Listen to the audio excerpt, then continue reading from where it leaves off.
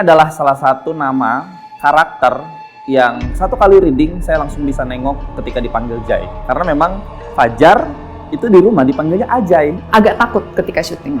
Ketakutan kita tuh bukannya ketakutan yang gimana-gimana, tapi kita sangat takut dengan beban-beban peran kita semua. Dari aku, Mas Jai, Mas Damar, sampai Ibu Tantri gitu loh. Karena itu kita sharing kayak, anjir bentar lagi syuting nih.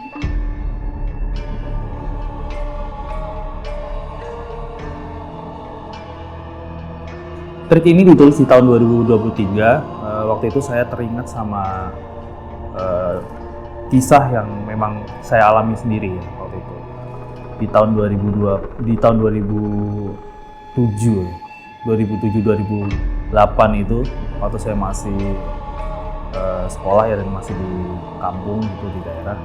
Itu tetangga bapak saya itu meminta bantuan untuk mengobati anaknya yang terkena pelet pamikat jiwa. Pada dasarnya pertama kali gue ngeliat thread ini nih sangat menarik ya. Dan memang tidak terlalu banyak adjustment. Karena memang dari dasar ceritanya, dari cerita aslinya, dari threadnya sendiri memang cukup unik dan cukup menarik. Tapi yang lebih menariknya lagi, kita ambil justru dari sudut pandang si pelaku dan pelaku korban. Udah ngabarin kalau mau kesini? Aku nggak sabar mau ketemu kamu deh. Persiapan yang paling susah itu sebenarnya semuanya sih untuk mempersiapkan karakter Jai, karena jujur aja ini adalah karakter yang kayaknya setiap harinya bikin saya sebagai Fajar Nugra tuh deg-degan banget. Bahkan bukan cuma dalam proses reading ataupun syuting. Kita mau ngejalanin meeting Zoom untuk pertama kali aja, itu rasanya kok kenapa nggak tenang ya, kenapa nggak bisa relax ya, kenapa kayak nyalain Zoom tuh kayak yang deg. Sampai akhirnya hari pertama syuting, sampai akhirnya hari kedua syuting tuh masih kayak bangun tidur tuh bisa nggak sih tenang aja, cuman tetap nggak bisa. Itu yang akhirnya ngebuat aku beranggapan bahwa Jai ini adalah sosok yang harus dipersiapkan secara matang sih sebagai seorang Fajar Nugra yang tentunya adalah stand up komedian. Untuk sekarang di film ini rasanya kayak wah susah banget buat ngelepasin komedi tuh, kayak nggak rela gitu. Sampai akhirnya di last day ada salah satu mungkin tim kreatif produksi atau siapa gitu namanya, ada Rolando. Dia itu bilang sampai kayak dari day one sampai hari kemarin tuh gua nggak berani nyenggol dia. Cuma sekarang mumpung last day terus scene-nya juga cuman motor-motoran doang, gua bercandain dia. Gua bener-bener udah gua bercanda terus akhirnya sama Rolando tuh kayak lepas gitu karena last day. Cuman dari day one sampai sebelum last day tuh kayak ngerasa bahwa susah banget. Sini kamera sini.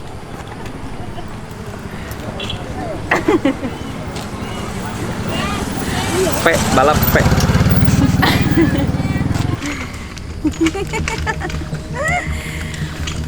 Temanya ini sebenarnya adalah tema yang kita angkat, ini adalah tema yang sangat lengket dengan masyarakat kita. Ini menyangkut hampir kebanyakan orang di Indonesia yang terkait masalah kepercayaan diri, ya kan? Kita tahu di Indonesia itu kepercayaan akan hal-hal yang yang klinik itu sangat tinggi. Dia pengen sesuatu yang dia sulit dapatkan, dia pergi ke orang pintar. Orang pintar ini kategorinya banyak tuh, ya kan? Tema dari film Pemikat Jiwa adalah sebenarnya untuk mendapatkan cinta dari seorang wanita ketika di mana wanita tersebut lebih memilih laki-laki yang punya profesi mungkin terlihat lebih berada dibandingkan seseorang yang sudah menyimpan perasaan yang lama, yaitu seorang penjaga ayam. Ketika kita sedang melakukan ritual, ambisi itu harus dipakai. Segala keinginanmu tentang dia, emosimu tentang dia, pikiranmu tentang dia dikeluarkan. Film ini tuh sangat menuntut mental dan fisik ya. Jadi menurutku jam tidur itu tidak bisa diganggu gugat. Dan alhamdulillah di sini kita semua mendapatkan privilege itu gitu. Jadi kita bisa selalu ngerahin yang terbaik ketika esoknya gitu sih. Jadi bisa fokus aja. Nanti bisa antar Wulan pulang. Bisa, Bu. Karakter Ibu Tantri ini sebenarnya pada saat big reading itu beda dengan apa yang ada di lapangan. Jadi waktu itu ada cerita kita reading, kita big reading, sudah pakem bahwa si Ibu Tantri itu selayaknya sebagai ibu dengan anak. Tapi Pak Do minta 2 hari sebelum syuting dirubah semua karakternya. Jadi Ibu Tantri minta katanya dia ada gap dengan anak, tidak boleh menyek-menyek, dia harus menyimpan dendam, menyimpan ketakutan, terus menyimpan kegetiran itu. Jadi ditumpahkan kemarahan, kekecewaan itu lewat si rokok itu. Makanya kenapa pada saat day one Pak Do minta aku untuk merokok. Kan nanti kan beresin kan si Arif.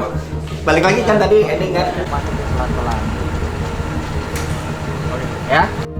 Karena gini, di awal-awal reading kita udah ngebaca si Tantri akan seperti apa gitu.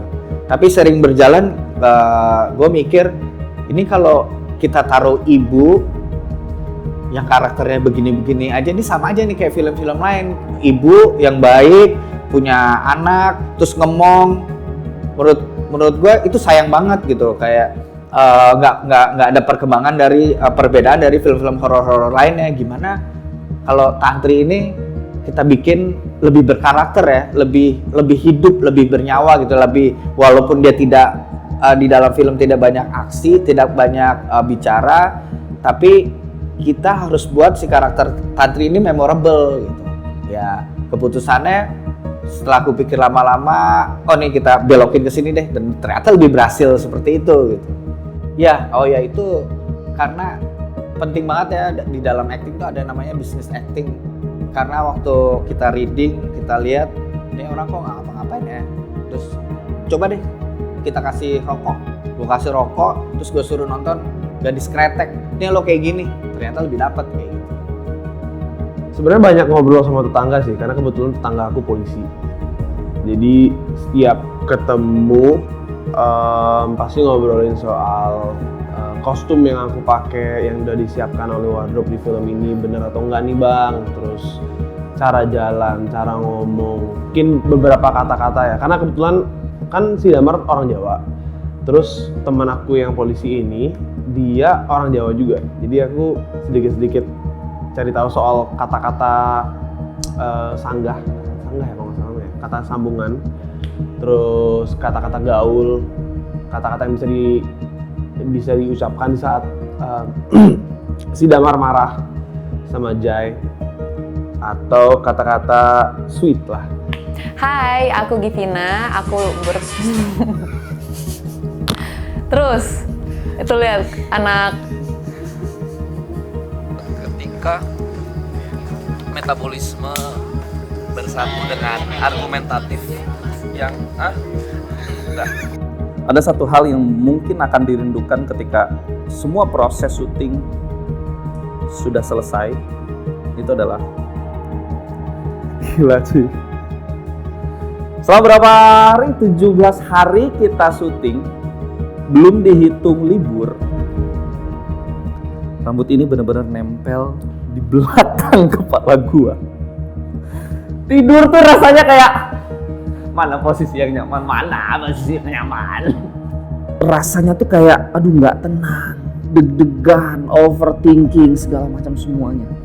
Cuman ketika sudah tahu polanya di set seperti apa, ngejalanin setiap harinya, treatment Pak Do maunya seperti apa, oke. Kemungkinan besar aku bisa ngebaca apa yang dia mau. Treatment Pak Yunus dengan segala macam, wah aspek-aspek terbaik fotografi, videografi atau apalah itulah yang bisa kita lihat di dalam kamera, di dalam frame tuh rasanya sangat indah sekali. tuh bener-bener kayak semua ngejalanin sangat sungguh-sungguh, sehingga akhirnya memacu semua orang yang ada di sekitar untuk menjalani rasa sungguh-sungguh juga. Aku merasa bahwa Makara dan Partners ini memberikan treatment yang sangat terbaik, rasa nyaman, rasa aman untuk para talent. Sampai aku bilang ke istriku bahwa kayaknya ini salah satu produksi yang aku beneran nyaman menjalaninya deh. Setelah 2 hari, day 1 dan day 2 tentunya ya. Ketika day 3 segala macam kesana itu aku udah berani bilang ke istriku seperti itu. Jadi kayak, wah aku happy. Ketika kita memperlihatkan atau preparation untuk membawa satu karakter di sini, mungkin kita bilangnya hantu kali ya, Sasi Geni, di mana itu memang ketika saya diskusi dengan tim kreatif dan director dan juga tim wardrobe, ada beberapa penggabungan elemen dari mungkin beberapa hantu-hantu Indonesia ya, yang sudah ada dengan digabungkan dengan beberapa juga, jadi memang menjadi satu karakter ya, mungkin karakter atau entitas goib yang sedikit unik di sini. Dari bajunya, dari rambutnya, aksesoris yang dipakai, kemudian juga siapa yang memerankan ini juga sangat kita pikirkan gitu. Ada beberapa nama yang kemarin masuk untuk menjadi satu karakter hantu di sini. Karena memang mungkin karakter si Sasi Geni ini nanti mungkin kalian nonton saja ya. Tapi memang kita tidak mau kalau bisa ada karakter unik yang bisa dibawa terus dan akan diingat terus gitu, karena memang kita bikin film horor pasti ada hantu di situ, pasti ada sesuatu makhluk yang menjadi daya tarik tersendiri untuk film ini. Pertama, si Sasi Geni ini dimainkan oleh Yuni Jasmine gitu. Yuni Jasmine ini sendiri adalah tiktokers gitu, tiktokers, Instagram yang memang tidak memiliki basic actor gitu.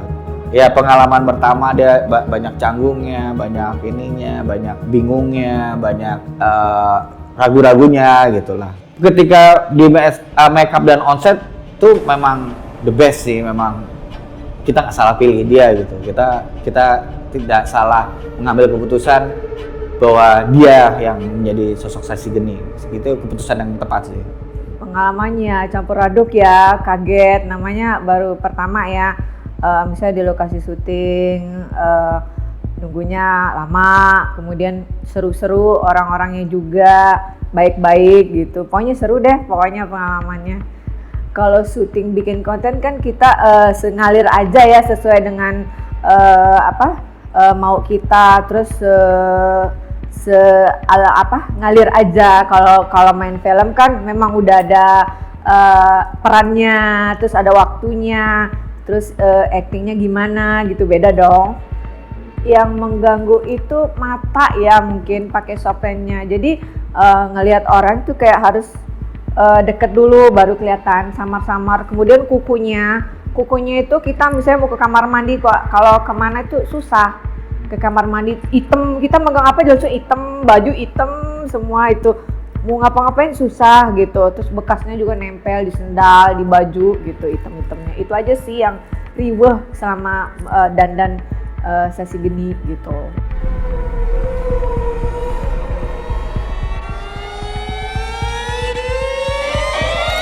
Arif ini tuh dia anaknya dari Ki Jagat.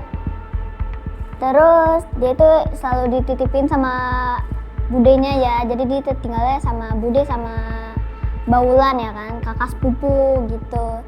Dan Arif ini mungkin dia karakternya agak kepo ya gitu. Tapi dia juga penyayang, apalagi penyayang ayam gitu. Gitu.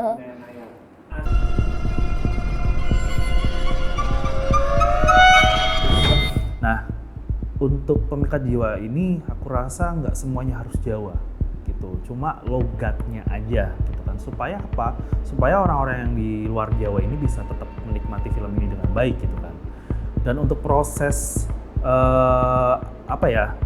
Jawanya yang lotok tuh gimana, untuk apa fungsinya, aku lebih ke arah situ ya. Untuk mantra itu berarti benar-benar harus kayak pakai Jawa-Jawa yang promo Inggil, promo Lugu gitu kan, itu harus tetap ada di situ supaya kita dapat nih relatable-nya gitu kan.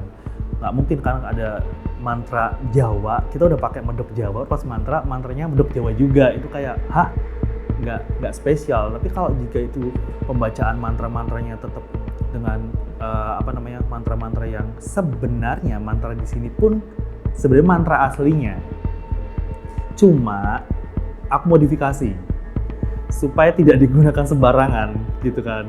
Kadang-kadang orang tuh suka kayak gitu, nyoba kayak gitu, jadinya sesuatu, nanti akhirnya bingung ini gimana caranya ngebalikinnya, sukanya kayak gitu. Nah, mantra-mantra di sini tuh aku modifikasi tapi dengan mempertahankan Jawanya. Dan walaupun artisnya banyak orang Jakarta ya, aku selalu melihat orang tuh mengamati dari proses sebelumnya. Kita tahu di sini Jai diperankan oleh Fajar Nugra, dan rasanya itu adalah pemilihan yang sangat tepat untuk karakter Jai. Fajar Nugra yang dikenal sebagai karakter yang lucu, mengemaskan gitu kan, dan ceria gitu kan, akan sangat menarik saat melihat Pemikat Jiwa nanti, karena Fajar Nugra ini berubah sekali di sini.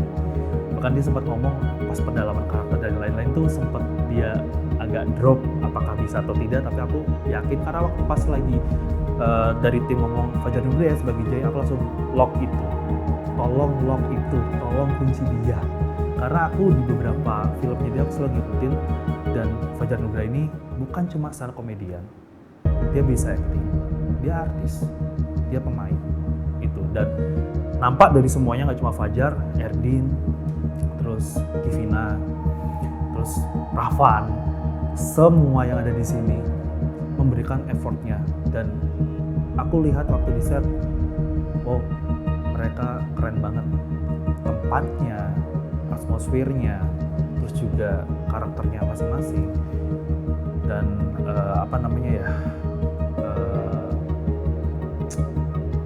alur yang dibuat itu walaupun masih sepenggal-sepenggal ya, rasanya udah pengen buru-buru cepet editing, grading, dan ayo tayang gitu. Buat dia memikirkanmu, buat dia tunduk denganmu, ikat jiwanya, maka selamanya dia akan ada di genggaman. Kebetulan aku tuh suka belajar yang hubungan sama budaya dan travel, Mas. Jadi ketika saya mendapatkan warna baru, konteksnya tokoh Hawari ini, Bang Naskah itu sudah ada. Di situ saya combine dengan warnanya Mas Dom itu comot. Jadilah Hawari, sosok Hawari. Waktu reading online juga Mas Dom bilang, tolong berikan penawaran lah. Itu betul, dalam hati saya seorang aktor memang tidak bisa seperti robot, dia harus menawarkan inovasi ya, kreatif lah ya, agar menjadi sesuatu, bukan cuman memainkan dialog. Bagi saya itu sudah hal biasa, tapi ketika menjadi sesuatu itu yang luar biasa, dan bagi saya itu gift, seorang aktor bisa masuk ke warna tokoh itu. Karakter-karakter macam Ki Jagat ini adalah karakter yang